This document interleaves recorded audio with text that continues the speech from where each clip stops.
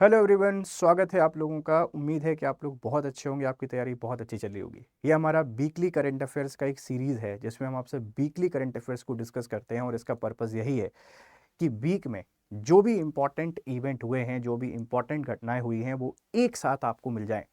हर दिन आपको current affairs पढ़ने को मिलता ही मिलता है, लेकिन क्या एक साथ वीक में अगर मिल जाएगा तो वो हमारे काम को बहुत आसान कर देगा। ये हर एक बच्चे का मानना था और उसी को फुलफिल करने के लिए ये सीरीज़ है। तो वीकली करंट अफेयर्स की सीरीज़ है, इस बात को थोड़ा सा ध्यान रखिएगा। और अगर आप लोग एमपीपीएससी की तैयारी कर रहे हैं, उसके बारे में आपसे डिस्कशन करेंगे। ये हम क्या क्या पढ़ने वाले हैं पूरा देख लीजिए। एक कृषि संकल्प अभियान यहाँ पे शुरू हुआ है और कृषि संकल्प अभियान के बारे में सारी बातें आपसे डिस्कस करेंगे कि कृषि संकल्प अभियान क्या है। और ये अभियान शुरू हुआ है आपका 29 मई से लेके 12 जून के बीच में।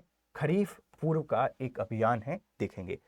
पीएम सूर्य घर योजना चर्चा में है। पीएम सूर्य घर योजना, जिसको मुफ्त बिजली प्रदान करने वाली पहल के नाम से जाना जाता है। पीएम सूर्य घर स्कीम एक फ्री इलेक्ट्रिसिटी इनिशिएटिव है, देखेंगे।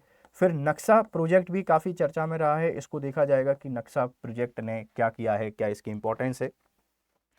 3 रक्षा जो पीएसयू हैं, इनको मिनी रत्न श्रेणी का दर्जा मिल गया है, इस पर डिस्कशन करेंगे। 3 defence PSU granted mini Ratna category first status, ठीक है, ये भी आपको यहाँ पे देखना है। और इसी के साथ में एनडीए से 17 जो महिला कैडेट हैं, इनका पहला बैच पास आउट हो गया है, वो डिस्कशन करेंगे। भारत मंगोलिया सैन्य अभ्यास है, आप इसको नोमेडिक एलिफेंट के नाम से जानते हैं। तो नोमेडिक एलिफेंट आपका 2025 हो चुका है, ये समझेंगे कहाँ हुआ, कैसे हुआ। भारत और नॉर्वे मिलकर पहला स्वदेशी ध्रुवीय अनुसंधान पोल बनाएंगे, जो पोलर रिसर्च में बेहतर करने में इंडिया की हेल्प करेगा। सेरेना विलियम्स को 2025 का प्रिंसेस ऑफ ऑस्ट्रेरियस पुरस्कार मिला है। तो प्रिंसेस ऑफ ऑस्ट्रेरियस पुरस्कार क्या है, इसको डिस्कस किया जाएगा। रोहित शर्मा ने आईपीएल में 300 छक्के लगाने वाले पहले भारतीय हो गए हैं। मतलब जो रोहित शर्मा है, it's become first Indian to hit 3 sixes in IPL, ये भी एक रिकॉर्ड अपने नाम कर लिया है। ग्लेन मैक्सवेल ने वनडे से संन्यास लिया है, ये रिटायर्ड हो गए हैं वनडे क्रिकेट से। और रॉयल चैलेंजर्स बेंगलुरु ने पहला आईपीएल खिताब जीत लिया है। Royal Challengers Bengaluru one the first IPL title. Khelo India beach games में मलखंब के प्रदर्शन खेल के रूप में शामिल किया गया है। Mallakhamb included as a demonstration sport in Khelo India beach games. और राष्ट्रीय पर्व और जयंती हैं। तेलंगाना स्थापना दिवस है 2 जून। वीर सावरकर की जयंती यहाँ पे मनाई गई है। और लोक माता अहिल्याबाई होलकर की 300वीं जयंती हमने सेलिब्रेट की है। एकात्म मानववाद दर्शन की 60वीं जयंती मनाई गई है। आईएटीए अंतरराष्ट्रीय वायु परिवहन संघ को डिस्कस करेंगे। ब्लाटेन भूस्खलन आपदा डिस्कस करेंगे। और विश्व पर्यावरण दिवस 2025। तो बहुत इंपॉर्टेंट चीजें हैं और वीकली करंट अफेयर्स के अंतर्गत ये सब कुछ आपको देखने को मिलेगा। सारी चीजें बहुत क्विक और शॉर्ट वे में आपसे डिस्कस करेंगे ताकि रिवीजन करना आपको काफी आसान हो जाए। फिर बाडा के अध्यक्ष और उपाध्यक्ष बन गए हैं। लीजे म्यांग दक्षिण कोरिया के नए राष्ट्रपति चुने गए हैं। और भारत को यूनाइटेड नेशन इकोनॉमिक एंड जो सोशल काउंसिल है, इसके लिए चुना गया है, ये डिस्कस किया जाएगा। भारत के नए रामसर स्थल, अभी आपको पता है कि राजस्थान के 2 न्यू साइट्स हैं जिनको रामसर साइट अनाउंस किया गया है। और साउथ एशिया में सबसे ज्यादा रामसर साइट इंडिया के पास हो गए हैं। माउंट एटना वोल्केनो चर्चा में आया है, इसको भी देखा जाएगा। तो ढेर सारी खबरें आपको यहाँ पे देखने को मिल रही हैं। और खंडवा ने बढ़ाया है मध्य प्रदेश का मान।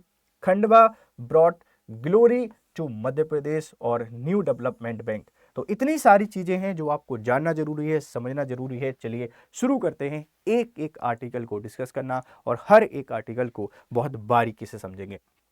ये मध्य प्रदेश पीएससी का एक आरंभ लाइव फाउंडेशन बैच है, आप इसका हिस्सा बन सकते हैं। 3.0 है। अगर आप एमपीपीएससी की तैयारी कर रहे हैं, इससे जुड़िए। और जुड़ने के लिए आपको कोड यूज करना है GS लाइव। अगर आप GS लाइव कोड को यूज करते हैं तो इसके थ्रू आप एनरोल हो सकते हैं बैच में। और ये बैच आपको मिल जाएगा 9,999 में। एमपीपीएससी की प्रिपरेशन को आसान करने में ये बैच आपकी बहुत हेल्प करेगा। चलो भाई, समझते हैं एक एक आर्टिकल को जो आपके लिए बहुत इंपॉर्टेंट है। देखो, कृषि कल्याण मंत्रालय के द्वारा कृषि कल्याण मंत्रालय के द्वारा 29 मई से लेकर 12 जून के बीच में, आपको ये डेट याद रखनी है कि 29 मई से लेकर 12 जून के बीच में खरीफ पूर्व अभियान के तहत कृषि संकल्प अभियान का आयोजन किया गया है। आपसे कोई पूछेगा कि कृषि कृषि संकल्प अभियान का आयोजन किसने किया, आप बताएंगे किसान कल्याण मंत्रालय ने। कब किया? 12 जो 29 मई है, उस 29 मई से लेकर 12 जून के बीच में इसको स्थापित किया गया है, इस बात को ध्यान रखिएगा। एक राष्ट्रव्यापी पहल है, यह एक राष्ट्रव्यापी पहल है जिसका उद्देश्य है भारतीय कृषि का आधुनिकीकरण करना। ये जो इनिशिएटिव है, इस इनिशिएटिव का पर्पस है मॉडर्नाइजिंग इंडियन एग्रीकल्चर और it's a nation wide initiative. यह एक राष्ट्रव्यापी मिशन है, इस बात को ध्यान रखिएगा। और ठीक है, ये एक राष्ट्रव्यापी मिशन है, इसका आप लोगों को ध्यान रखना है। और ये जो मिशन है, इस मिशन की शुरुआत की गई है 29 मई से लेकर 12 जून 2025 के बीच में। अभियान जो है ये वैज्ञानिक प्रसार, स्थायी कृषि प्रथाओं और किसान सशक्तिकरण के माध्यम से कार्य करता है। इस अभियान का पर्पस है कि हमको वैज्ञानिक प्रसार करना है, मतलब जो कृषि है, इन कृषियों में हमको वैज्ञानिक प्रसार करना है, इस बात को ध्यान रखिएगा। तो किसान सशक्तिकरण के पर्पस के साथ इसको शुरू किया गया है, आप इस बात को ध्यान रखिएगा। इसे वर्ष में 2 बार आयोजित किया जाता है, ये 2 बार ऑर्गेनाइज होता है, जैसे खरीफ की बुवाई से पहले और रबी की बुवाई से पहले। तो एक राष्ट्रव्यापी मिशन है और इसका पर्पस यही है कि हम लोग किसानों को समय पर मार्गदर्शन प्रदान कर दें, टाइमली गाइडेंस टू फार्मर, जिसके थ्रू वो अपनी क्रॉप प्रोडक्शन को बेहतर कर सकें और जो सॉइल हेल्थ है उसका ध्यान रख सकें, ठीक है, और रिसोर्सेज का मैनेजमेंट कर सकें। तो जो किसान या कृषि संकल्प अभियान है, आप इस कृषि संकल्प अभियान को ध्यान रखिएगा कि इसका पर्पस है किसानों को अवेयर करना और कृषि उत्पादक तो बढ़ावा देने के लिए, ठीक है। भौगोलिक और सामाजिक कवरेज, ये अभियान 723 जिलों में चलेगा, 723 जिलों में चलेगा। 65,000 से अधिक गाँव में इसको शामिल किया जाएगा और 1.3 करोड़ से अधिक किसानों को सीधे इससे जोड़ने का लक्ष्य ध्यान रखना, ठीक है। तो इसका पर्पस बहुत सिंपल सी चीज है कि हम किसानों को अवेयर करना चाहते हैं सभी जिलों में, और इतने गांव में और इतने किसानों को इसका फायदा मिलेगा। अगर आपसे कोई पूछेगा, आप इसको थोड़ा सा बता दीजिएगा। 3 प्रमुख रक्षा सार्वजनिक क्षेत्र के उपक्रम PSU को मिनी रतन श्रेणी का दर्जा यहां पे दिया गया है। 3 major defence public sector undertakings have been granted mini ratna category first. ये 3 कौन कौन सी हैं?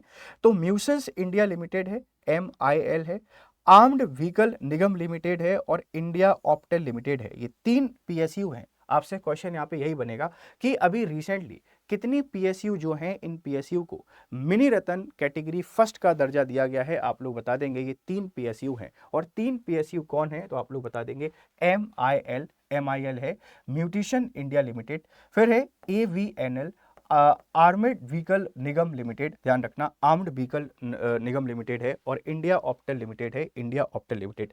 तो 3 मिनी रतन को या 3 PSU को हमने मिनी रतन का दर्जा दे दिया है, इस बात को ध्यान रखिएगा। इनके बारे में कुछ बेसिक सी बातें हैं। देखो, 1 अक्टूबर 2021 को ऑर्डिनेंस फैक्ट्री बोर्ड OFB को कॉर्पोरेटाइजेशन कर 7 नई DPSUs बनाई गई थी, ध्यान रखिएगा।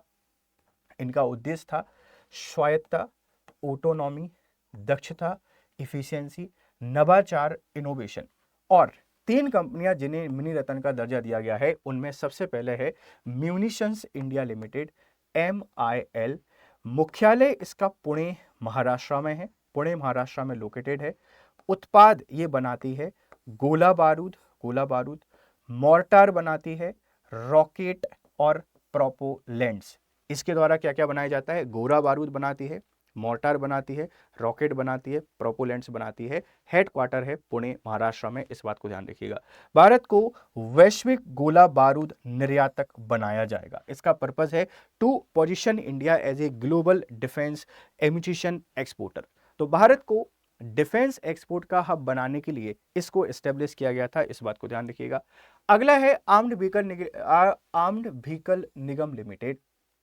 मुख्यालय है चेन्नई तमिलनाडु में, और T90, अर्जुन MBT, ये सारी चीज़ें इसके द्वारा बनाई जाती हैं।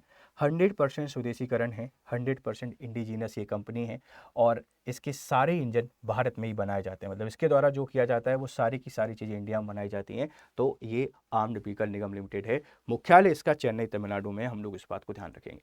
इंडिया ऑप्टेल लिमिटेड, देहरादून उत्तराखंड में इसका मुख्यालय है और नाइट विजन डिवाइस इसके द्वारा बनाई जाती हैं। रात्रि युद्ध क्षमता को सशक्त बनाना इसका पर्पज है। तो ये 3 पीएसयू हैं जिनको मणिरत्न फर्स्ट कैटेगरी का दर्जा दिया गया है, ध्यान रखिएगा। पुणे की राष्ट्रीय रक्षा अकादमी, एनडीए ने इतिहास रच दिया है। 17 महिला कैडेटों के पहले बैच के स्नातक होने के साथ भारतीय सेना में लैंगिक समानता की दिशा में एक ऐतिहासिक कदम उठाया गया है। एक हिस्टोरिकल मूव हमको देखने को मिल रहा है। एनडीए, जिसको हम लोग जानते हैं, एनडीए जो आर्मी में ऑफिसर रैंक की भर्ती के लिए जाना जाता है, या हम एसएसबी की बात करते हैं, यहां अभी तक जो ट्रेनिंग दी जाती थी वो पुरुषों को दी जाती थी, महिलाएं नहीं पहुंच पा रही थी। अब लास्ट ईयर सरकार ने डिसीजन लिया कि महिलाओं की भी सीधी ऑफिसर रैंक पे भर्ती होगी। तो पहला बैच तैयार हो चुका है। कि जेंडर इक्वलिटी, लैंगिक समानता का एक बहुत ही शानदार उदाहरण है। तो जब भी आप जेंडर इक्वलिटी को कोट कर रहे होंगे या जेंडर इक्वलिटी से रिलेटेड कुछ भी लिख रहे होंगे, आप इस बात को लिख कर आएंगे कि एनडीए से 17 महिला कैडेट पास हुई हैं। इस बात को ध्यान रखिएगा। शुरुआत में महिलाओं को केवल मेडिकल और नर्सिंग कोर में शामिल किया जाता था, लेकिन अब वो सेना, नौसेना और वायुसेना में विभिन्न गैर लड़ाकू और लड़ाकू भूमिकाएं में शामिल हो रही हैं। पहले सिर्फ मेडिकल और नर्सिंग रोल में हुआ करती थी, अब वो कॉम्बैट रोल्स में आ चुकी हैं, जिसमें आर्मी, नेवी और एयरफोर्स है। एनडीए के माध्यम से स्थायी कमीशन, शॉर्ट सर्विस कमीशन और अन्य प्रवेश मार्गों में महिलाओं के लिए अवसरों को बढ़ाया है। पहले नहीं हो पाता था, लेकिन अब ये फैसिलिटी हमने प्रोवाइड कर दी है। तो पहली बार 17 महिलाएं इसमें पास हो चुकी हैं। इस बात को थोड़ा सा ध्यान रखिएगा। और ये हुआ कैसे? ये हुआ 2021 के सर्वोच्च न्यायालय के फैसले के बाद। 2021 में सर्वोच्च न्यायालय ने एक वर्डिक्ट दिया कि महिलाओं को एनडीए और अन्य सैन्य प्रवेश परीक्षाओं में शामिल होने की गाइडलाइन सरकार को बनानी है। और ये एक एग्जांपल है जेंडर इक्वलिटी का। तो कब का केस है आप लोग बता देंगे? 2021 का। इस बात को थोड़ा सा ध्यान रखिएगा।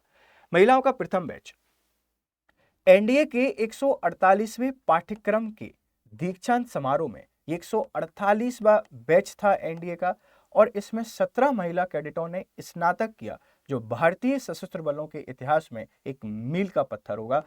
जब भी जेंडर इक्वलिटी की बात की जाएगी या जब भी हम बात करेंगे विमेन एम्पावरमेंट की, इस बात को याद रखा जाएगा कि हमने अब एनडीए में भी जगह पा ली है। जहां हमको कमजोर माना जाता था, अब हम वहां एक मजबूती के साथ खड़े हुए हैं और कंधे से कंधा मिलाकर चलने के लिए तैयार हैं। इस बात को ध्यान रखिएगा, ठीक है भाई। खंडवा ने बढ़ाया है मध्य प्रदेश का मान। Khandwa brought glory to Madhya Pradesh. एक इंपॉर्टेंट न्यूज है, specially in terms of Madhya Pradesh. Khandwa जिला देश भर में जल संचय करने वाले जिलों में प्रथम स्थान पर रहा है। ध्यान रखना, Khandwa district secured the first rank nationwide in water conservation efforts. Madhya Pradesh राज्यों की श्रेणी में देश में चौथे स्थान पर रहा है और यह सफलता केंद्रीय जल शक्ति मंत्रालय द्वारा संचालित जल संचय जन भागीदारी अभियान के अंतर्गत मिली है। जो जल संसाधन मंत्रालय है या जल शक्ति मंत्रालय है, इसका एक इनिशिएटिव है जिसमें जल संचय करना है जन भागीदारी के माध्यम से। और जल संचय जन भागीदारी के माध्यम से करने में जो मध्य प्रदेश है, ये मध्य प्रदेश को पहली रैंकिंग मिली है, चौथी रैंकिंग मिली है। और खंडवा जो है, ये खंडवा पहले नंबर पर आया है सभी जिलों में, देश भर के जिलों में इसकी पहली रैंकिंग है, ध्यान रखना। तेलंगाना का स्थापना दिवस मनाया जाता है 2 जून को। 2 June celebrated as a Telangana statehood day या स्टेट फॉर्मेशन डे। तेलंगाना का स्थापना दिवस हर साल 2 जून को मनाया जाता है और यह तेलंगाना राज्य के गठन की वर्षगांठ के रूप में मनाया जाता है। आप सबको पता है कि तेलंगाना का गठन 2 जून 2014 को किया गया था और आंध्र प्रदेश से अलग करके, जो आंध्र प्रदेश है उस आंध्र प्रदेश से अलग करके एक नया राज्य बना जो तेलंगाना के नाम से जाना गया। और उस समय काफ़ी ज़्यादा डिस्प्यूट था। डिस्प्यूट इसलिए था कि भाई आंध्र प्रदेश की कैपिटल हुआ करती थी हैदराबाद, और हैदराबाद को आंध्र प्रदेश ने बहुत बड़े लेवल पे डेवलप किया था। अब जो हैदराबाद है ये तेलंगाना में आता है और इसी के कारण काफ़ी विवाद रहा काफ़ी लंबे समय तक। तेलंगाना क्षेत्र पहले निजाम शासित हैदराबाद रियासत का हिस्सा था, जिसे 1948 में भारत में मिला लिया गया। 1956 में भाषाई आधार पर राज्यों का पुनर्गठन हुआ और तेलुगु भाषी तेलंगाना को आंध्र प्रदेश राज्य में मिला दिया गया। इतिहास काफ़ी पुराना है, निजाम के शासनकाल या निजाम के समय से चल रहा है। निजाम का कब्जा था, उसके बाद भारत संघ में इसको शामिल कर दिया और भारत संघ में शामिल होने के बाद आंध्र प्रदेश को जब अलग किया भाषा के आधार पर, तो ये तेलुगु भाषी पूरा एरिया एक आंध्र प्रदेश बना। पर 2014 में ये लड़ाई खत्म होती है और तेलंगाना को अलग राज्य बनाया जाता है। 2 जून 2014 को एक अलग राज्य बना। आप ऐसे कह लीजिए कि जब सरकारें बदलती हैं, व्यवस्थाएं बदलती हैं, तो नए राज्य हमको देखने को मिल ही जाते हैं। ठीक है, इस बात को ध्यान रखिएगा। तो नया राज्य बना और ये तेलंगाना बना, इसकी कैपिटल हैदराबाद है, ध्यान रखिएगा। ठीक है, चलो यहाँ पे आईआईटी है, ठीक है, प्रमुख है हैदराबाद, आईटी हब है और फार्मा का हब है। ऐतिहासिक स्थल हैं जैसे रामप्पा मंदिर है, वारंगल का किला है। ठीक है, कुछ चीजें आप याद रखिएगा, रामप्पा मंदिर या वारंगल के किले को देख लीजिएगा। ये पूरी कहानी है। मुख्यमंत्री हैं श्री रेवंत रेड्डी, अभी इन्होंने एक स्पीच दी थी राहुल गांधी को लेकर, काफी विवादित है तो इस कारण चर्चा में भी आया है।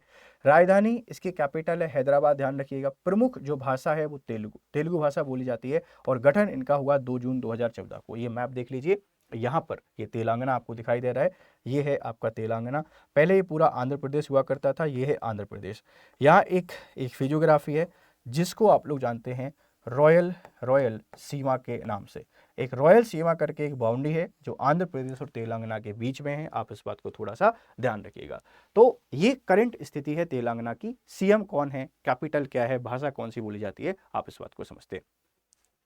नोमैडिक एलिफेंट एक एक्सरसाइज है, नोमैडिक एलिफेंट एक्सरसाइज है 2025। ये भारत और मंगोलिया के बीच में होती है। तो ज्वाइंट एक्सरसाइज आपको याद रखनी है कि ये नोमैडिक किस किस के बीच में है, भारत और मंगोलिया के बीच में है। इस बात को थोड़ा सा ध्यान रखना। और इस बार इसका ये 17वां संस्करण हुआ है, 17th एडिशन हो रहा है 2025 में। और ये कहां पर होगा, मंगोलिया में। ठीक है, होगा कहां पर आपके पास बेटा, ये आप लोग देखेंगे मंगोलिया में इसको कंडक्ट कराया जा रहा है, ध्यान रखना। अवधि कब से है, 31 मई से लेकर 13 जून तक ये होने वाला है। और उलान बटार मंगोलिया की राजधानी है, उस उलान बटार में इसको ऑर्गेनाइज किया जाएगा। उलान बटार वो प्लेस है जहां पर नोमैडिक एलिफेंट को कंडक्ट किया जाएगा। ये 17वां एडिशन है और इससे पहले लास्ट वाला भारत में कंडक्ट किया गया था। तो नोमैडिक एलिफेंट एक ज्वाइंट एक्सरसाइज है, भारत और मंगोलिया के बीच में होता है, इस बात को ध्यान रखिएगा। यह वार्षिक द्विपक्षीय अभ्यास है। इस ईयरली बाइलेटरल एक्सरसाइज भारत और मंगोलिया में बारी बारी से होता है। पिछला संस्करण जुलाई 2024 में उमरोई मेघालय में हुआ था। तो लास्ट एडिशन हुआ था उमरोई मेघालय में 2024 में, इस बात को ध्यान रखिएगा। इनके पर्पस हमेशा यही होते हैं कि संयुक्त सेना का संचालन करना, उनकी क्षमता बढ़ाना, संयुक्त राष्ट्र के मिशनों के अंतर्गत अर्ध शहरी और पहाड़ी इलाकों में संचालन की तैयारी करना, क्षेत्रीय शांति, सुरक्षा और स्थिरता के प्रति साझा प्रतिबद्धता को दर्शाना। जब भी आपसे कोई पूछेगा कि ज्वाइंट एक्सरसाइज के क्या बेनिफिट होते हैं, क्या फायदे होते हैं, आप ये सारे के सारे बेनिफिट, सारे के सारे फायदे उसमें ऐड कर सकते हैं, इस बात को ध्यान रखिएगा। सेरेना विलियम्स को मिला है 2025 का प्रिंसेस ऑफ ऑस्ट्रेलियस पुरस्कार। इतनी हेडलाइन भी याद रख लेंगे वीकली करंट अफेयर्स में तो भी आपका काम चल जाएगा कि सेरेना विलियम्स को प्रिंसेस ऑफ ऑस्ट्रेलियस पुरस्कार 2025 मिल गया है, इस बात को ध्यान रखना। दुनिया की महानतम टेनिस खिलाड़ियों में शुमार सेरेना विलियम्स को 2025 का प्रतिष्ठित प्रिंसेस ऑफ ऑस्ट्रेलियस पुरस्कार मिला है और यह स्पेन का एक प्रमुख नागरिक सम्मान है। ये जो पुरस्कार है ये स्पेन का नागरिक पुरस्कार है, इस बात को ध्यान रखिएगा। इसका यूएसए से कोई भी लेना देना नहीं है, क्योंकि सेरेना जो विलियम्स है, ये सेरेना विलियम्स हमको यूएसए से देखने को मिलती है, इस बात को ध्यान रखिएगा। ठीक, चलिए, इनकी राष्ट्रीयता बेटा अमेरिका की है, इस बात को ध्यान रखना। कुल करियर में एकल खिताब इन्होंने 73 जीते हैं। 73 एकल खिताब जीतना बहुत बड़ा अचीवमेंट है। ग्रैंड स्लैम एकल खिताब 23 जीते हैं, ये भी इनके पास एक रिकॉर्ड है। पहला ग्रैंड स्लैम जीता था 1999 में यूएस ओपन, और ओलंपिक स्वर्ण पदक मिला 2012 में एकल टेनिस में। कितनी लंबी लड़ाई के बाद ये ओलंपिक में स्वर्ण पदक जीतते हैं 2012 में। तो पहला ग्रैंड स्लैम कब जीता, और पहला ओलंपिक कब जीता, आप इनको प्लीज थोड़ा सा ध्यान रखिएगा, सवाल यहां से बनते हैं। रोहित शर्मा आईपीएल में 300 छक्के लगाने वाले पहले भारतीय बन चुके हैं। रोहित शर्मा ने आईपीएल में 300 छक्के लगाने का रिकॉर्ड बना लिया है और उन्होंने ये रिकॉर्ड आईपीएल 2025 के एलिमिनेटर मुकाबले में गुजरात टाइटंस के खिलाफ बनाया। इस मैच में रोहित शर्मा ने 81 रन की पारी खेली, उससे कोई मतलब नहीं है। आप सिर्फ इतना याद रखना कि 300 छक्के लगाने वाले ये पहले भारतीय हैं और दूसरे वर्ल्ड में हैं, क्योंकि इनसे पहले आते हैं यूनिवर्स बॉस, जिसको आप लोग जानते हैं क्रिस गेल के नाम से। क्रिस गेल यूनिवर्स बॉस ने सबसे पहले 300 छक्के लगाए आईपीएल में। दूसरे नंबर पर रोहित शर्मा आ जाते हैं, जो पहले भारतीय बनते हैं और साथ में 7000 आईपीएल रन भी उन्होंने पूरी कर लिए हैं।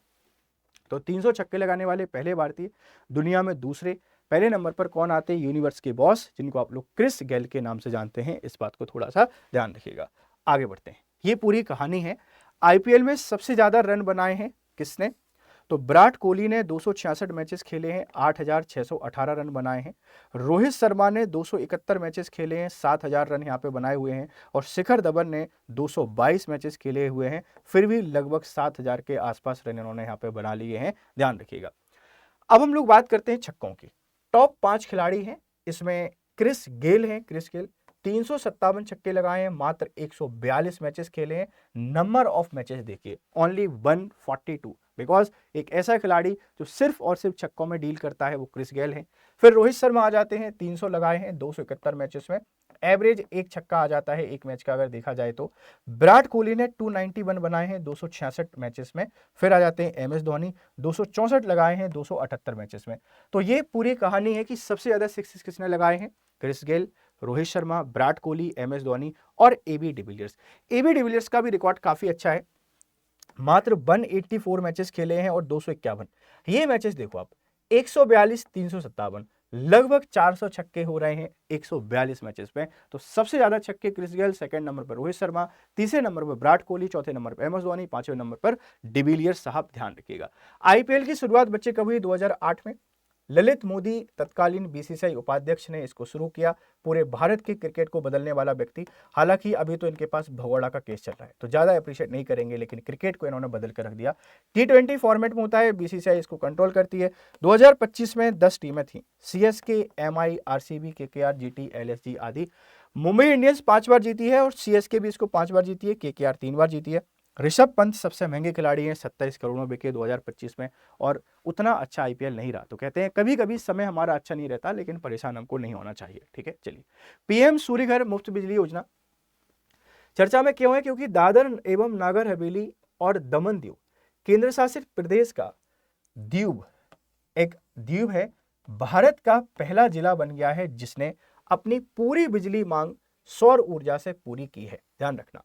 दादर एवं नागर हवेली और दमन दीव एक केंद्र शासित प्रदेश है, ये एक ही यूटी है, इसका एक जिला है द्वीप। ये भारत का पहला जिला बन गया है जो सौर ऊर्जा से चलता है, और ये भारत की सबसे बड़ी घरेलू रूफटॉप सोलर योजना है। जो रूफटॉप सोलर योजना है उससे घरेलू रूफटॉप सोलर ऊर्जा से चलने वाला ये सबसे बड़ा स्कीम है, इस बात को ध्यान रखना। और ये जो पीएम सूर्य घर बिजली योजना है, इसको 15 फरवरी 2024 को लॉन्च किया गया था। क्रियान्वयन एजेंसी है नवीन एवं नवीकरणीय ऊर्जा मंत्रालय। नवीन एवं नवीकरणीय ऊर्जा मंत्रालय इसका संचालन करता है, इस बात को ध्यान रखिएगा, ठीक है बच्चों। फिर है न्यू डेवलपमेंट बैंक, एनडीबी का एक नया सदस्य बना है, याद रखना, अफ्रीकी देश अल्जीरिया।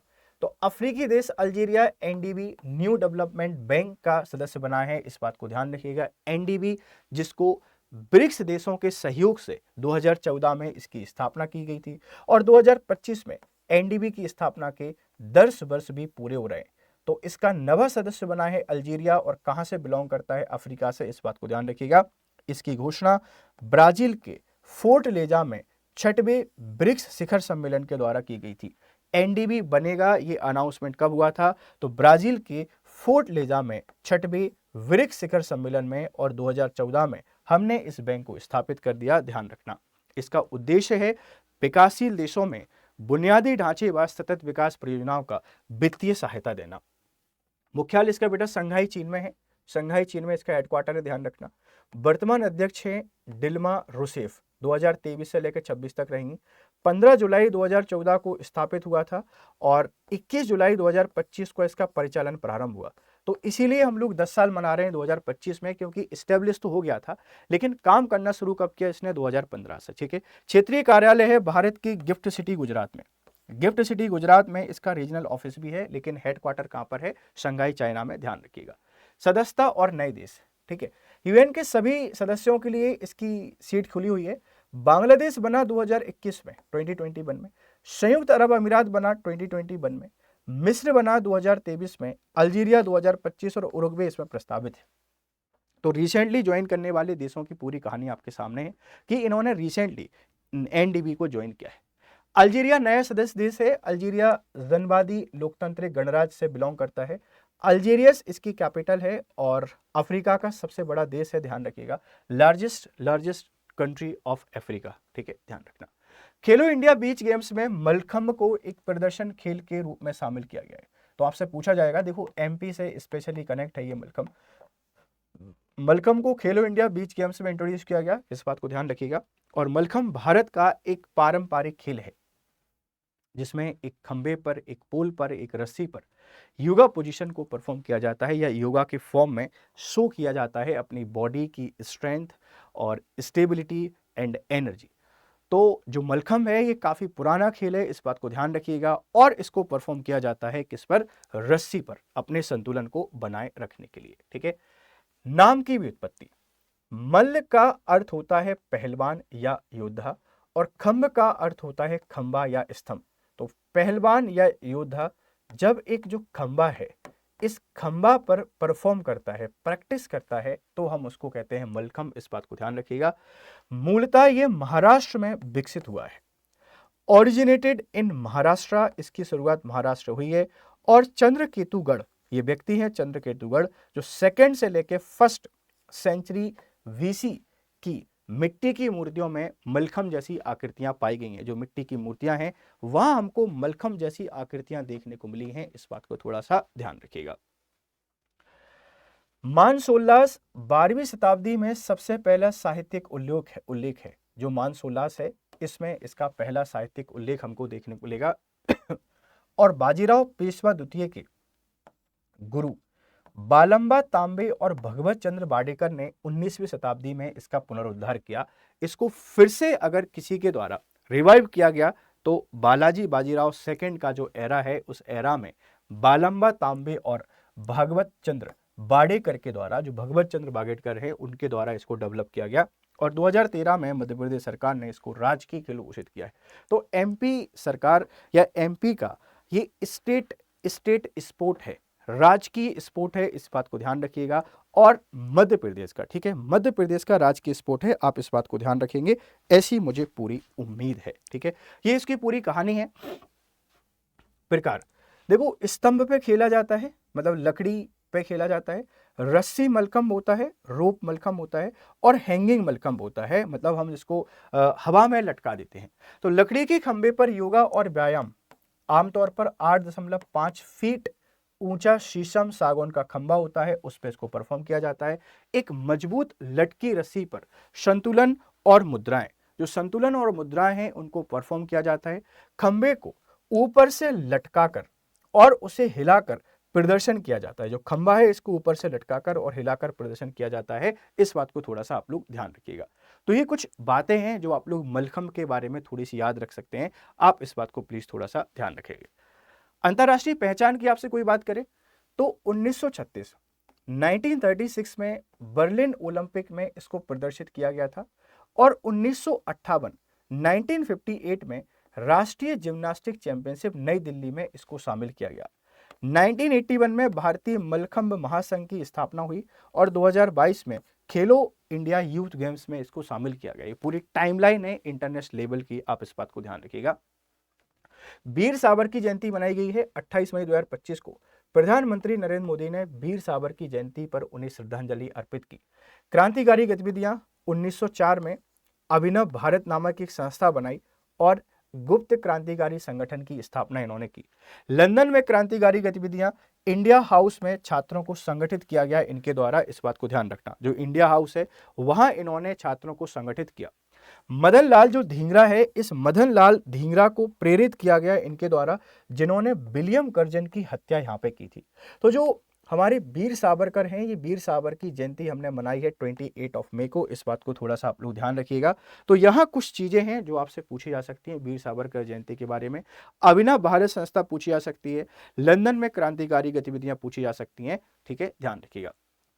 1857 का स्वतंत्रता संग्राम, the Indian war of independence पुस्तक में इसे पहला स्वतंत्रता संग्राम बताया गया है, और ये ब्रिटिश पुस्तक, यह पुस्तक ब्रिटिश सरकार द्वारा प्रतिबंधित कर दी गई थी, ध्यान रखिएगा। काला पानी की सजा 1910 में गिरफ्तार होकर अंडमान की सेलुलर जेल में इनको भेजा गया था, और एक पुस्तक लिखी है हिंदुत्व, हु इज हिंदू करके, 1923 में। तो वीर सावरकर जयंती 28 में याद रखिएगा, एक ऐसे व्यक्ति जिनको वो जगह नहीं मिली, वो सम्मान नहीं मिला जो मिलना चाहिए था, और आजादी के लिए अपना पूरा जीवन इनके द्वारा न्यौछावर कर दिया गया था, ध्यान रखिएगा, ठीक है।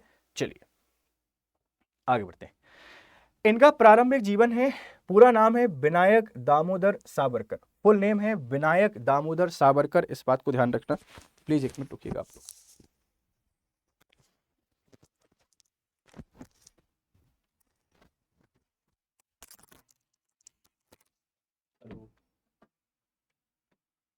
ये अभी नहीं आ पाया, मैं आपको कॉल कर दूंगा ना, नहीं आके कॉल कर दूंगा अभी। मैं 3:30 बजे तक।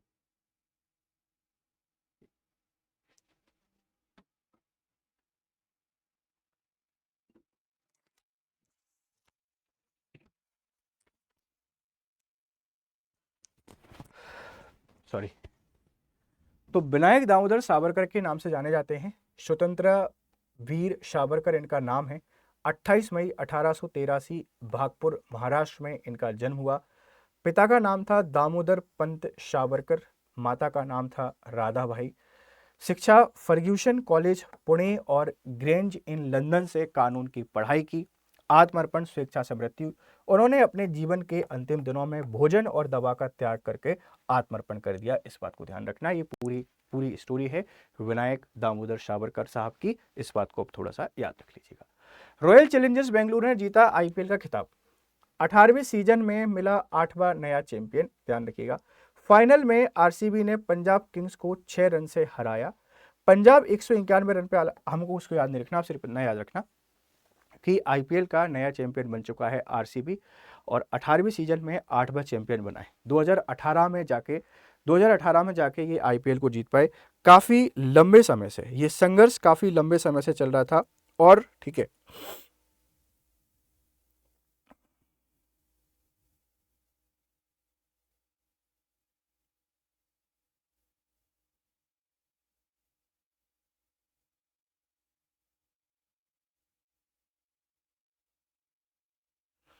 डन। चलिए, तो आईपीएल को जीत लिया है रॉयल चैलेंजर्स बेंगलुरु ने, और 18वीं सीजन में इनको मिल गया है 8वां चैंपियन, इस बात को थोड़ा सा ध्यान रखिएगा। अब तक के खिताब किस किसने जीते हैं, देखो चेन्नई सुपर किंग्स जो सीएसके है ये 5 बार जीत चुकी है, 5 बार चैंपियन है। मुंबई इंडियन भी 5 बार इसको जीत चुकी है। कोलकाता नाइट राइडर्स 3 बार जीती है, केकेआर। राजस्थान रॉयल्स ने 1 बार इसको जीता है। डेक्कन चार्जर्स भी 1 बार जीत चुकी है। सनराइजर्स हैदराबाद के द्वारा 1 बार जीता जा चुका है, और गुजरात जायंट्स ने इसको 1 बार जीता है, और रॉयल चैलेंजर्स बेंगलुरु 1 बार जीत चुकी है 2025 में। तो ये अभी तक के सारे विजेता हैं किसने कितनी बार आईपीएल को जीता है, और आईपीएल 2025 बेंगलुरु के नाम है। हालांकि उसके बाद जो हुआ वो बिल्कुल भी सही नहीं हुआ है, वो जो हिंसा घटित हुई, और ऐसे रोड शो नहीं कराने चाहिए। मेरा पर्सनली मानना है कि आप एक फ्रेंचाइज क्रिकेट के लिए इतने दीवाने, रोड शो और पता नहीं क्या क्या कर दिया। उन टीमों को सोचिए जो 5-5 बार इस टूर्नामेंट को जीत चुकी हैं, कोई हल्ला नहीं, कोई हु हल्ला नहीं, शांति से जीतती हैं, घर चली जाती हैं। और जो हिंसा हुई उसकी तुलना कर रहे हैं कुंभ की हिंसा से, वहाँ के माननीय मुख्यमंत्री हैं। मतलब शर्म आती है ऐसे लोगों के ऊपर कि कुंभ जहाँ करोड़ों लोग आए, वहाँ एक भगदड़ को इतना क्रिटिसाइज किया, कुंभ को क्रिटिसाइज किया, और यहाँ एक ऐसी चीज़ के लिए जिसकी कोई ज़रूरत नहीं थी रोड शो करने की, वहाँ लोगों की डेथ हुई। ठीक है, खैर वो अब रिपोर्ट जांच उस पर चल रही है। ये विजेता हैं, आप इनको देख लीजिएगा। आईपीएल हम आपको बता चुके हैं पहले। लोक माता अहिल्याबाई होलकर की 300वीं जयंती मनाई गई है, तो 300वीं जयंती ध्यान रखना। 31 मई 2025 को भोपाल के जम्बूरी मैदान में भारत सरकार और मध्य प्रदेश सरकार के द्वारा लोक माता अहिल्याबाई होलकर की 300वीं जयंती पर भव्य समारोह आयोजित किया गया। ये समारोह कहां पर हुआ बेटा, आप लोग बता देंगे, भोपाल के जम्बूरी मैदान पर। इस अवसर पर उन्हें दूरदर्शी शासक, सांस्कृतिक सुधारक और नारी सशक्तिकरण के प्रतीक के रूप में श्रद्धांजलि दी गई। She was honoured as a visionary ruler, cultural reformer and symbol of women empowerment. Women empowerment का सिंबल उनको यहाँ पे माना गया, आप इस बात को ध्यान रखेंगे। उद्देश्य था नई पीढ़ी को उनके योगदान से परिचित कराना और लोक कल्याणकारी आदर्शों का स्मरण करना। समारोह में सांस्कृतिक प्रस्तुतियां, संगोष्ठियां, प्रदर्शनी और उनके जीवन पर आधारित लघु फिल्मों को प्रदर्शित किया गया था। ठीक है, लोक माता की बात करते हैं। जन्म हुआ 31 मई 1725 को और मृत्यु होती है 13 अगस्त 1795 को, 1795 में। वे 18वीं शताब्दी में मराठा साम्राज्य के मालवा क्षेत्र की न्यायप्रिय और कुशल शासिका थी। इनका जन्म महाराष्ट्र के चौंडी गांव में एक सामान्य किसान परिवार में हुआ था। 10 वर्ष की उम्र में उनका विवाह खांडेराव होलकर से हो जाता है। पति और ससुर की डेथ के बाद 1777 में शासन संभाला और 30 वर्षों तक राज्य संभाला और पूरे शांतिपूर्वक शासन किया, और ये इतिहास में मिसाइल है, इस बात को ध्यान रखना। सभी धर्मों का सम्मान किया, मंदिर, मस्जिद, गुरुद्वारे का निर्माण कराया, विधवाओं के अधिकारों की रक्षा की और महिलाओं को शिक्षा सुरक्षा पर ध्यान दिया। सड़कें, बावड़ियां, स्कूल, अस्पताल और अन्य संस्थान बनवाए। कला, साहित्य, वास्तुकला को प्रोत्साहित किया, जिससे सांस्कृतिक समृद्धि बढ़ी। तो सभी धर्मों का इन्होंने प्रोत्साहन किया, सभी धर्मों की इन्होंने रक्षा की और एक बहुत बेहतर समाज बनाने का प्रयास किया गया इनके द्वारा, इस बात को ध्यान रखिएगा। एकात्म मानववाद का दर्शन की 60वीं जयंती है। एकात्म मानववाद संबंधित है हमारे दीनदयाल उपाध्याय साहब से। तो दीनदयाल उपाध्याय के द्वारा एकात्म मानववाद या इंटीग्रल ह्यूमनिज्म का कंसेप्ट दिया गया था और उसी कंसेप्ट की 60वीं जयंती यहाँ पे मनाई जा रही है, ध्यान रखिएगा। नई दिल्ली के कन्वेंशन सेंटर में पंडित दीनदयाल उपाध्याय के एकात्म मानववाद दर्शन की 60वीं जयंती पर राष्ट्रीय स्मारक संगोष्ठी का आयोजन किया गया और प्रमुख वक्ता रहे केंद्रीय कृषि मंत्री श्री शिवराज सिंह चौहान। तो 2025 में कौन सा एकात्म मानववाद दर्शन की जयंती मनाई गई है? 60वीं, इस बात को ध्यान रखिएगा। और इसमें प्रमुख वक्ता के तौर पर कौन आए? श्री शिवराज सिंह चौहान। एकात्म मानववाद क्या है? दीनदयाल उपाध्याय ने इसे 1965 में प्रस्तुत किया था। यह दर्शन भारतीय समाज और संस्कृति के अनुरूप एक समग्र सामाजिक, आर्थिक और राजनीतिक दृष्टिकोण प्रदान करता है। यह ना तो पूंजीवाद है ना साम्यवाद, बल्कि उनका संतुलित विकल्प है। ये कहते हैं एक संतुलित रास्ता हमको अपनाना पड़ेगा जो पूंजीवाद और साम्यवाद के बीच का हो। हमें जो भेदभाव है, इन भेदभाव को समाप्त करना है, जो परेशानियां हैं उन परेशानियों को समाप्त करना है और एक ऐसा राज्य बनाना है जो मानव केंद्रित हो। मानव केंद्रित राज्य बनाने पर इनका ध्यान था, जो धर्म से या धर्म को भी उतनी इंपॉर्टेंस दे जितना व्यक्ति अपने जीवन को देता है। तो एकात्म मानववाद 1965 में दीनदयाल उपाध्याय के द्वारा दिया गया था, ध्यान रखना। भारतीय संस्कृति की जड़ों पर आधारित है। मनुष्य का चतुर्वेदी विकास है। Body, mind, intellectual and soul पे फोकस करता है।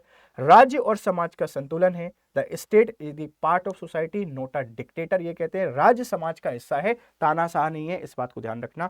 स्वदेशी और आत्मनिर्भरता पर आधारित है। Use of local resources and ethical consumption.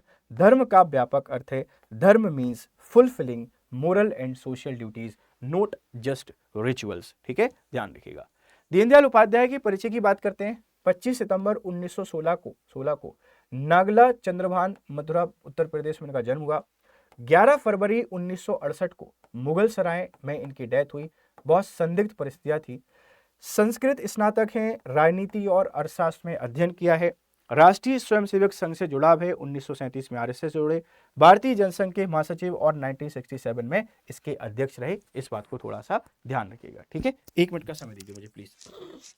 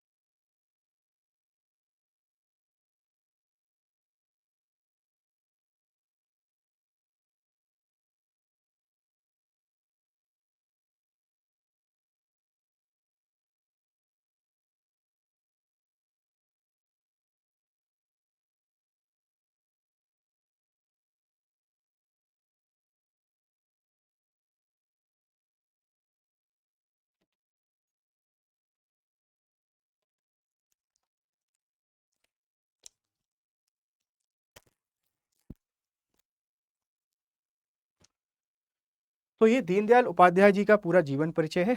आप इसको याद रखिएगा कि 16 में इनका जन्म हुआ, 1916 में, मथुरा यूपी में। 1968 में हमको छोड़ के चले गए संदिग्ध परिस्थितियों में।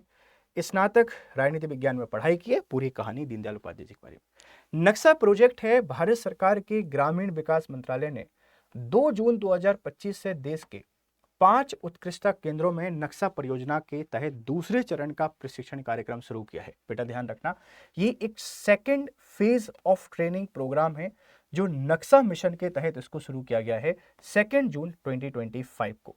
नक्शा का पूर्ण नाम क्या है? शहरी आवासों का राष्ट्रीय भूस्थानिक ज्ञान आधारित भूमि सर्वेक्षण, national geo spatial knowledge based land survey for urban habitations. तो आप ऐसे याद रखें, जो शहरी लैंड है या जमीनी जो भूमि है, ठीक है, जो जमीनी भूमि है, इसका मैपिंग करने से संबंधित है, इसकी मैपिंग करने से संबंधित है।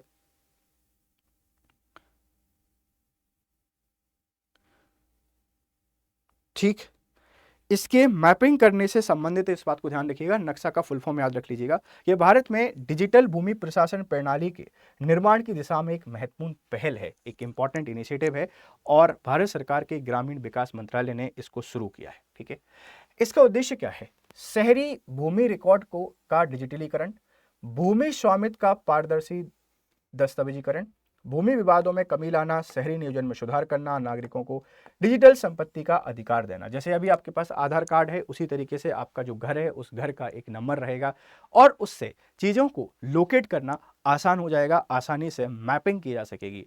तो लैंड जो है, इस लैंड का डिजिटल आइडेंटिटी कार्ड,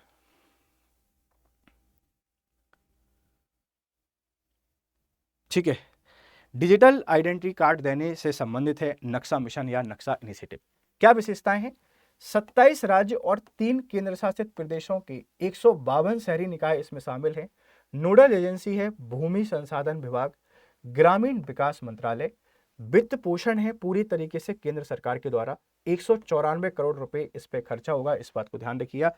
कौन भागीदार है इसमें? सर्वे ऑफ इंडिया, हवाई सर्वे और चित्रों के लिए, ठीक है, इसमें सर्वे किया जाएगा। जीआईएस प्लेटफॉर्म है मध्य प्रदेश राज्य इलेक्ट्रॉनिक्स विकास निगम के द्वारा, तो ये इंपॉर्टेंट है, GIS platform of Madhya Pradesh राज्य इलेक्ट्रॉनिक विकास निगम के द्वारा। और डेटा स्टोरेज किया जाएगा एनआईसीएसआई के द्वारा, इस बात को ध्यान रखिएगा। प्रशिक्षण स्थल है लाल बहादुर शास्त्री राष्ट्रीय प्रशिक्षण अकादमी मसूरी में दिया जाएगा, यशवंतराव चौहान विकास प्रशिक्षण अकादमी पुणे में, पूर्वोत्तर क्षेत्र केंद्र गुवाहाटी, महात्मा गांधी राज्य लोक प्रशासन संस्थान चंडीगढ़ और प्रशासनिक प्रशिक्षण संस्थान मैसूर। यहां पे इनको ट्रेनिंग दी जाएगी, इस बात को ध्यान रखिएगा। ठीक है भाई। अंतरराष्ट्रीय वायु परिवहन संघ है, IATA है, इंटरनेशनल एयर ट्रांसपोर्ट एसोसिएशन है, आप ध्यान रखना। इसकी स्थापना 1945 में हुई थी, हवाना क्यूबा में एस्टेब्लिश हुआ था। इसका हेडक्वार्टर है मॉन्ट्रियल कनाडा में, जो मॉन्ट्रियल कनाडा है यहाँ पर इसका हेडक्वार्टर है। और क्षेत्रीय कार्यालय हमको देखने को मिलेगा जेनेवा स्विट्जरलैंड में। 120 देश इसके मेंबर हैं और वैश्विक हवाई यातायात का प्रतिनिधित्व करता है। 83% ऑफ ग्लोबल एयर ट्रैफिक को यही मैनेज करता है, इस बात को आप लोग थोड़ा सा ध्यान रखिएगा। ठीक है, ठीक। तो यहां से सवाल आपसे कोई पूछ सकता है, प्लीज इसको ध्यान रखिएगा। मुख्य कार्य क्या है? ये कार्य देखो, हवाई ट्रैफिक से संबंधित जितने सारे काम हैं वो इसी के द्वारा किया जाएगा, इसी के द्वारा किया जाएगा। ठीक है, चलिए आगे बढ़ते हैं। ब्लाटेन भूस्खलन आपदा है। ब्लाटेन एक लैंडस्लाइड डिजास्टर है। दक्षिणी स्विट्जरलैंड का अल्पाइन गांव ब्लाटेन लॉर्ड्स चेंटल घाटी में स्थित है और यहां बर्च ग्लेशियर का विशाल हिस्सा टूटकर पहाड़ी ढलान से नीचे फिसल गया, जिससे गांव का लगभग 90% जो हिस्सा है, ये 90% हिस्सा पूरे तरीके से तबाह हो गया। ठीक है, ध्यान रखना। ब्लाटेन जो लैंडस्लाइड है, आप इस लैंडस्लाइड को याद रखिएगा। इसका जो पर्पस है बड़ा सिंपल है कि क्लाइमेट जो चेंज हो रहा है, उस क्लाइमेट चेंज के कारण हमको ऐसे नेचुरल डिजास्टर देखने को मिल रहे हैं जिसके कारण बहुत सारी हानि, बहुत सारा लॉस हमको देखने को मिल रहा है। तो एक पूरा का पूरा ग्लेशियर है, वो ग्लेशियर टूटा और पूरे गांव को उसने तबाह कर दिया। हालांकि पहले ही जानकारी मिल गई थी ऐसा कुछ होने वाला है, जिसके कारण गांव को वहां से खाली करा लिया गया था, जिसके कारण बहुत सारा नुकसान, बहुत सारा लॉस हमको नहीं हुआ, इस बात को ध्यान रखिएगा। ठीक है, चलिए आगे बढ़ते हैं।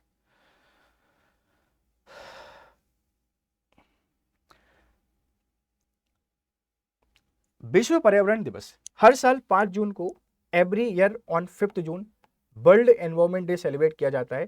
पहला दिवस मनाया गया था 1974 में, फर्स्ट डे ऑब्जर्व इन 1974, और इसकी शुरुआत 1972 में स्टॉकहोम सम्मेलन के कारण हुई थी। जो स्टॉकहोम समिट हुई 1972 के बाद इसकी शुरुआत हुई। पर्यावरण संरक्षण के प्रति जागरूकता फैलाना इसका उद्देश्य है। प्रदूषण, जलवायु परिवर्तन, प्लास्टिक प्रदूषण जैसी समस्याओं पर ध्यान देने के पर्पज से मनाया जाता है।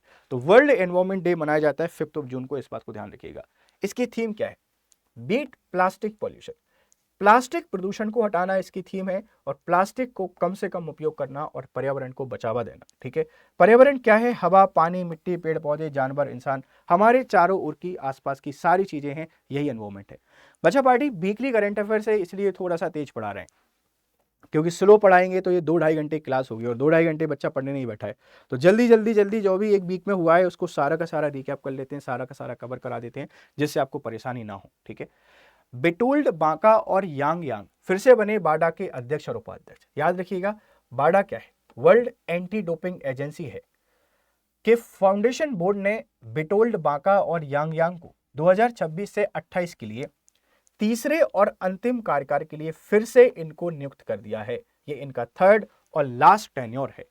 बाडा की स्थापना हुई 10 नवंबर 1999 में। हेडक्वार्टर है मॉन्ट्रियल, कनाडा में है। संस्थापक है इंटरनेशनल ओलंपिक कमेटी, आईओसी। उद्देश्य है खेलों में डोपिंग से मुक्त बनाना। जो खेल हैं इनको डोपिंग से मुक्त बनाने के उद्देश्य से इसको शुरू किया गया था, इस बात को ध्यान रखिएगा। ठीक है, तो बाडा 1999 में बनी, बिटोल्ड बांका इसके अध्यक्ष बन गए हैं, और यांग यांग इसकी उपाध्यक्ष बन गए, ध्यान रखना। बाडा कोड बनाता है, डोपिंग टेस्ट का विश्लेषण करता है, शिक्षा जागरूकता फैलाता है, अनुसंधान विकास फोकस करता है, और ये है बिटोल्ड बांका। पूर्व पुलिस एथलीट और मंत्री हैं, बाडा के अध्यक्ष हैं 2020 से, और अब ये 2028 तक भी यही रहेंगे। और ये यांग यांग है, यांग यांग चीन की पहली शीतकालीन ओलंपिक स्वर्ण पदक विजेता। बाडा उपाध्यक्ष 2020 से हैं, और पुनर्नियुक्ति की गई है तीसरे कार्यकाल के लिए, थर्ड टर्म के लिए इनको रीअपॉइंट किया गया है, इस बात को ध्यान रखना। तो यांग यांग और ये हैं, इनको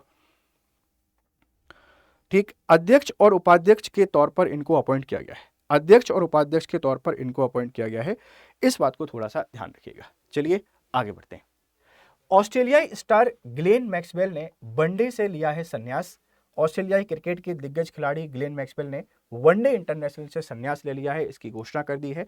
और मैक्सवेल ने 2012 में अपना वनडे डेब्यू किया था, और 2023 में जो वर्ल्ड कप में अफगानिस्तान के खिलाफ इन्होंने जो पारी खेली, वो पारी हमेशा याद रखी जाएगी, क्योंकि उस पारी ने ऑस्ट्रेलिया को वर्ल्ड कप जिताया है। अगर वहां ऑस्ट्रेलिया हार जाता तो वर्ल्ड कप से बाहर हो जाता, और वर्ल्ड कप से बाहर होता तो फिर पूरी कहानी बदल जाती, इस बात को ध्यान रखिएगा। तो ग्लेन जो मैक्सवेल हैं ये रिटायर हो चुके हैं, अब इस बात को आप लोग ध्यान रखेंगे। ठीक है भाई, चलिए। माउंट एटना एक ज्वालामुखी है। 2 जून 2025 को यूरोप के सबसे सक्रिय ज्वालामुखी माउंट एटना में तीव्र विस्फोट हुआ, उद्गार हुआ, और ये भूमध्य सागरीय द्वीप का सबसे ऊंचा पर्वत है और दुनिया का सबसे सक्रिय ज्वालामुखी है। यह लगातार विस्फोट सबसे लंबे रिकॉर्ड को दर्ज करने वाला एक ज्वालामुखी भी बन गया है। तो माउंट एटना एक वोल्केनो है, इस बात को ध्यान रखिएगा। इटली से इसका रिलेशन है, भूमध्य सागर में अवस्थित है, और इसमें लगातार विस्फोट जो हो रहा है उस लगातार विस्फोट के कारण ये चर्चा में है, इस बात को ध्यान रखना। ठीक है, तो ये कुछ इंपॉर्टेंट करंट अफेयर्स थे जो वीकली करंट अफेयर्स के अंतर्गत हमको आपसे डिस्कस करने थे। मुझे पूरी उम्मीद है कि आपको पसंद आए होंगे। अगर पसंद आए हैं तो आपके फीडबैक हमको यहाँ पे जरूर दीजिएगा। ठीक है, और अगर आप हमसे जुड़ना चाहते हैं, ठीक है, अगर आप हमसे जुड़ना चाहते हैं या एमपीपीएससी की तैयारी करना चाहते हैं, ठीक है, हमसे जुड़ना चाहते हैं, एमपीपीएससी की तैयारी करना चाहते हैं, तो आप हमसे जुड़ सकते हैं। यहाँ आइए, और ये हमारा आरंभ बैच है, इससे जुड़िए। ये हमारा ऑफिशियल टेलीग्राम चैनल है स्टडी IQ का, इसको ज्वाइन कीजिए।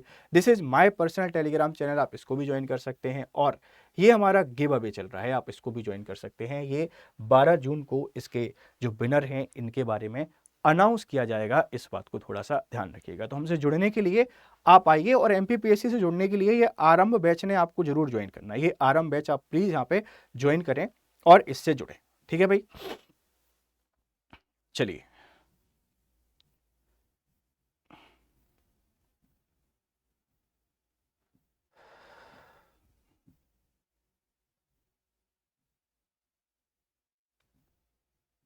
कहाँ थे हम लोग? यहाँ थे। ठीक है, चलो। तो एटना ज्वालामुखी बन चुका है, ध्यान रखना। भारत और नॉर्वे ने मिलकर बनाएंगे पहला स्वदेशी ध्रुवीय अनुसंधान पोल। कोलकाता स्थित garden reach ship builders and engineers ने नॉर्वे की समुद्री प्रौद्योगिकी कंपनी कोक्सबर्ग के साथ एक समझौता ज्ञापन हस्ताक्षर किया है। आप ऐसे समझना कि भारत और नॉर्वे मिलकर बना रहे हैं स्वदेशी ध्रुवीय उपग्रह पोत या बेसल्स। मतलब अब हम लोग उपग्रह पर ध्रुवीय जो जगह है, पोल्स हैं, उन पोल पर जाकर आसानी से रिसर्च कर सकते हैं, रिसर्च एंड डेवलपमेंट का काम कर सकते हैं। ये किसके साथ मिलकर कर रहा है? भारत नॉर्वे के साथ। अभी तक हमको ध्रुव पे जाने के लिए, पोल पे जाने के लिए क्या करना पड़ता था?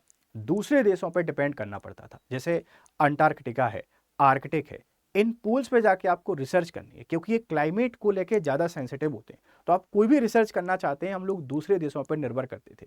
लेकिन अब ये भारत अपना स्वदेशी बेसल बना रहा है नॉर्वे के साथ मिलकर। इससे आसानी होगी पोलर रिसर्च को बढ़ावा देने में, और क्लाइमेट चेंज या अर्थ की जो लाइफ साइकिल है या अर्थ से रिलेटेड किसी भी एक्टिविटी को हमको रिसर्च करना है तो आसानी मिल जाएगी। तो हमारा पहला जो पोलर बेसल है, पहला ध्रुवीय पोत है, ये बनाया जा रहा है किसके द्वारा? भारत और नॉर्वे के द्वारा, है ना। भारत और नॉर्वे के द्वारा इसको बनाया जा रहा है। आप इस बात को थोड़ा सा ध्यान रखिएगा। इससे क्या होगा, ये पूरी कहानी हमने आपको समझा दी है कि इसका क्या फायदा हुआ, है ना। सारी फायदे वाली चीजें आपके यहाँ पे डिस्कस हैं। ली जे-म्यांग दक्षिण कोरिया के नए राष्ट्रपति बनाए गए हैं।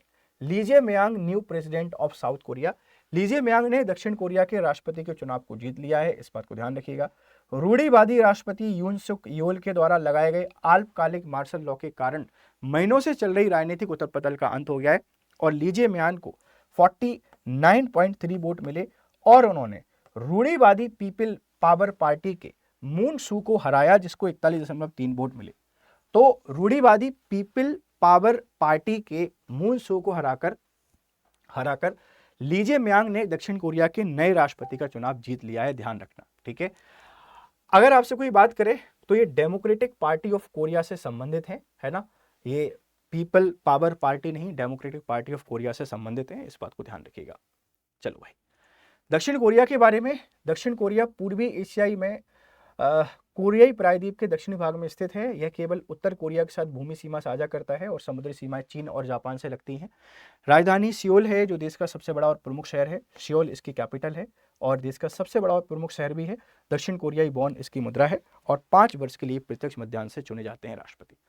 2026-28 के लिए यूनाइटेड नेशन के इकोनॉमिक्स एंड सोशल काउंसिल के लिए चुना गया है भारत को। भारत 2026-2028 के कार्यकाल के लिए संयुक्त राष्ट्र के आर्थिक और सामाजिक परिषद में चुना गया है। भारत के चुनाव का महत्व क्या है? यह चुनाव वैश्विक आर्थिक और सामाजिक मुद्दों पर भारत की बढ़ती भूमिका और प्रतिबद्धता को दर्शाता है। यूनाइटेड नेशन के बहुत सारे अंग हैं, उनमें से एक है संयुक्त राष्ट्र सामाजिक आर्थिक परिषद, United nation social economic council. उसके मेंबर के तौर पर भारत को चुन लिया गया है, इस बात को ध्यान रखिएगा। तो इंडिया इसका मेंबर बन गया है और 1 जनवरी 2026 से शुरू होने वाला ये कार्यकाल अगले 3 साल के लिए भारत यहां पे काम करेगा, इस बात को ध्यान रखिएगा, ठीक है। चलिए आगे बढ़ते हैं। एशियाई उत्पादकता संगठन, एशियन प्रोडक्टिविटी ऑर्गेनाइजेशन, तो 2025 से 26 कार्यकाल के लिए एशियाई उत्पादक संगठन की औपचारिक अध्यक्षता ग्रहण कर ली है भारत ने, ठीक है। और यह अध्यक्षता इंडोनेशिया की राजधानी जकार्ता में इस संगठन की 67वीं शासी निकाय बैठक के दौरान की गई थी। तो भारत अब इसका अध्यक्ष बन गया है, इस बात को ध्यान रखिएगा। एशियाई प्रोडक्शन ऑर्गेनाइजेशन या एशियाई उत्पादक जो संगठन है, इसकी अध्यक्षता भारत को मिल गई है, ठीक है। चलिए, भारत के नए रामसर स्थल हैं आर्द्रभूमि संरक्षण को बढ़ावा। 5 जून 2025 को राजस्थान के खीचन और मेनार वेटलैंड कॉम्प्लेक्स को रामसर सूची में शामिल किया गया है और भारत की आर्द्र भूमियों की संख्या अब 91 हो गई है, जो दक्षिण एशिया में सबसे अधिक है।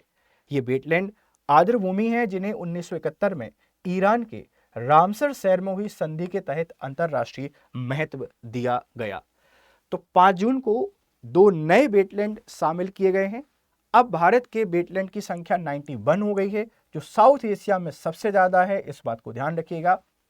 वेटलैंड मरुभूमि वो जगह होती हैं जिनमें एक सीजन के लिए या वर्ष भर जल उपलब्ध होता है, और जल उपलब्ध होने के कारण वो मर्सीलैंड होते हैं, और इनको लंग्स ऑफ अर्थ कहते हैं, पृथ्वी के फेफड़े इन्हीं को कहते हैं, इस बात को ध्यान रखिएगा। इसका उद्देश्य है वेटलैंड संरक्षण और पारिस्थितिक संतुलन को बनाए रखना, संसाधनों का संतुलित और सतत उपयोग, अनुसंधान, नीति निर्माण और जागरूकता को बढ़ावा देना। मुन्नार वेटलैंड कॉम्प्लेक्स उदयपुर राजस्थान में है। वर्षा आधारित ताजे पानी की आर्द्रभूमि है जिसमें 3 मुख्य तालाब हैं, ब्रह्मा तालाब, ढांड तालाब और खेड़ा तालाब। तो मुन्नार वेटलैंड कॉम्प्लेक्स उदयपुर राजस्थान में है, फ्रेश वाटर का है, ध्यान रखिएगा। मानसून के दौरान आसपास की कृषि भूमि जलमग्न हो जाती है जो पक्षियों के लिए आदर्श आवास बनाती है। यहाँ 100+ जल पक्षी हैं जिनमें से 67 प्रवासी हैं। ठीक है, संकटग्रस्त गिद्ध जैसे व्हाइट रम्प्ड वल्चर और लॉन्ग बिल्ड वल्चर यहाँ पाए जाते हैं। स्थानीय समुदाय ने शिकार और मछली पकड़ने पर प्रतिबंध लगाकर संरक्षण में योगदान दिया है, तो यहाँ पे संरक्षण का किया जा रहा है। खीचन वेटलैंड ये जोधपुर राजस्थान में है और उत्तरी थार रेगिस्तान में स्थित है, जिसे रात्रि नदी और विजय सागर तालाब शामिल है। 150 से अधिक पक्षियों की प्रजातियां पाई जाती हैं। यह स्थल डेमो ईसल क्रेन के विशाल प्रवासी झुंडों के लिए प्रसिद्ध है, और स्थायी लोग बिजली लाइनों से टकराव और आवारा कुत्तों के हमलों से रोकने के लिए काम कर रहे हैं। तो स्थानीय लोग इसको संरक्षण करने में बड़ी मदद कर रहे हैं, ध्यान रखना। विश्व पर्यावरण दिवस की थीम थी वैश्विक प्लास्टिक प्रदूषण को समाप्त करना, एंडिंग ग्लोबल प्लास्टिक पॉल्यूशन। ठीक है, मेजबान देश था दक्षिण कोरिया। पिछली थीमें थी भूमि बहाली, मरुस्थलीकरण एवं सूखा लचीलापन। तो बहुत सारी चीज़ें आपको यहाँ पे देखने को मिली हैं। ये मेरा टेलीग्राम चैनल है, आप इसको ज्वाइन कर सकते हैं। तो वीकली करंट अफेयर्स की इंपॉर्टेंट क्लास है, इंपॉर्टेंट सेशन है। अगर आपको पसंद आया है तो प्लीज़ अपने वैल्यूएबल फीडबैक हमको जरूर दीजिएगा, और इसको ज़्यादा से ज़्यादा शेयर करिए अपने दोस्तों के साथ। Thank you very much for discussion. Have a nice time. Good day to everyone.